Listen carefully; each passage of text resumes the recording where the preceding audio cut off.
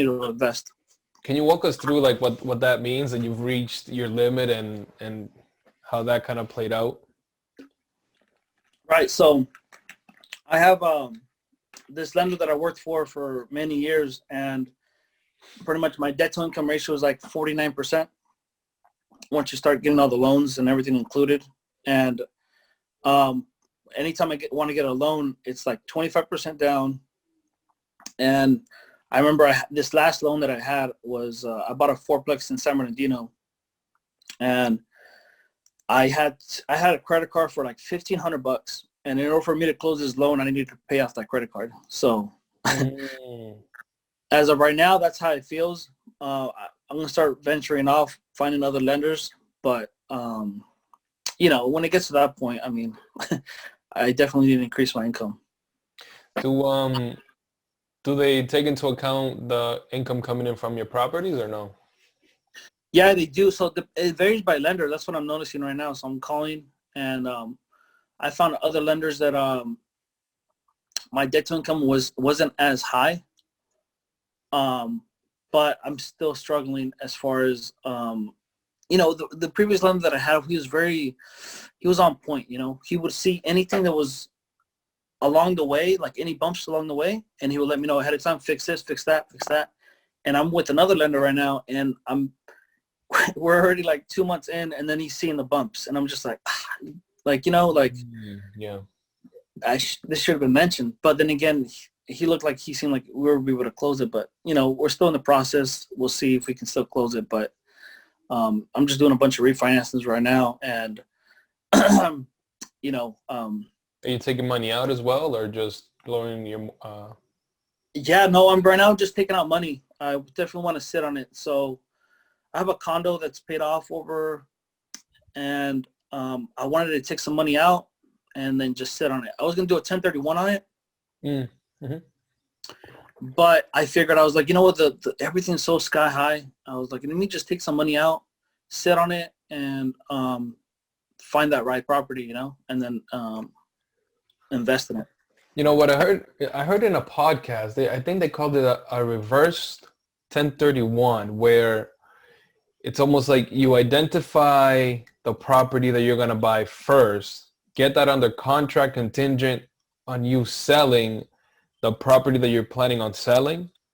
Yeah. Then you go ahead and you sell that off, and then, because that's the trick, right? When you do the 1031, you get like 45 days, I think, or something like that. Right.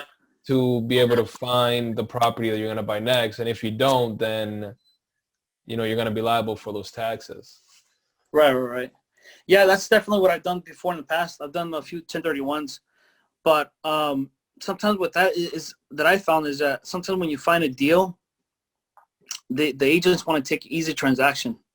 You know, why would they prolong a transaction that, you know, it's going to take maybe 3 months when they know they're going to sell this property regardless, and they can do this transaction within a month? Okay, so they look at you as somebody that's it's gonna be a little bit more work. Right. You know, I don't know if I should probably say this, but I give them bait sometimes. So I tell them sometimes, just to get the deal, I don't know if maybe you should try this too, is I tell them like, hey man, I'm really interested in the property that you have.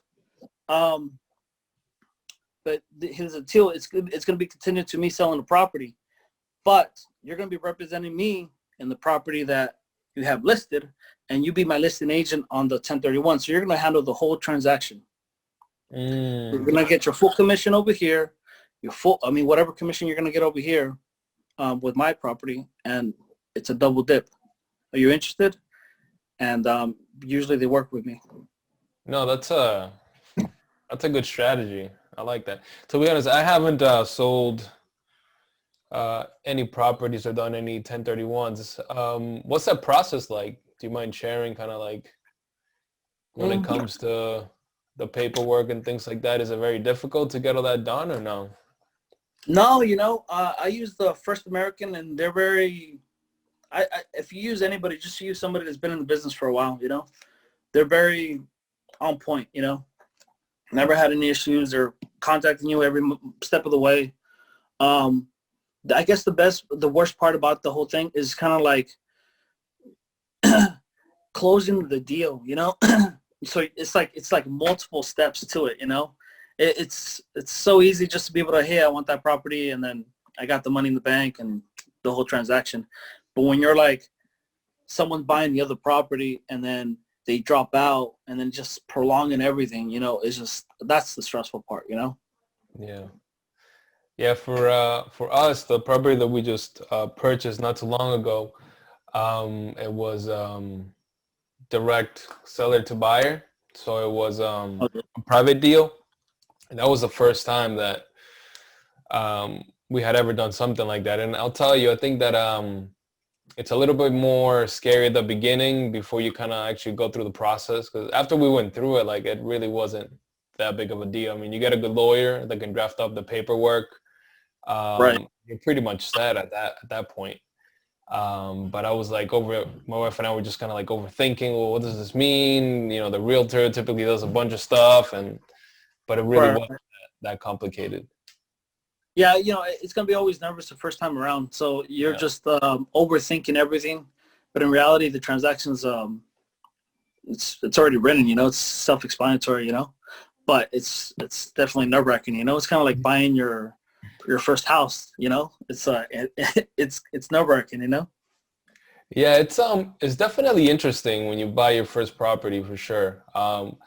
We had been looking for something for about a year and some change before we found, you know, where we're at now. But before then, there was a point where we had put in an offer. The lady had accepted the offer, and it was contingent on her finding another property and moving on.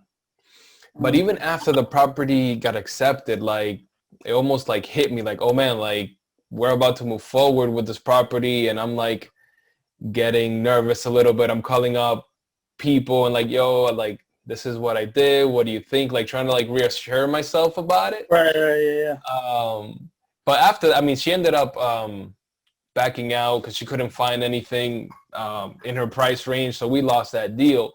But the second time around, once we found this one, it was like, all right, let's go. The numbers work. So it's almost like as you build that experience, it just becomes a little bit easier to pull that trigger, you know?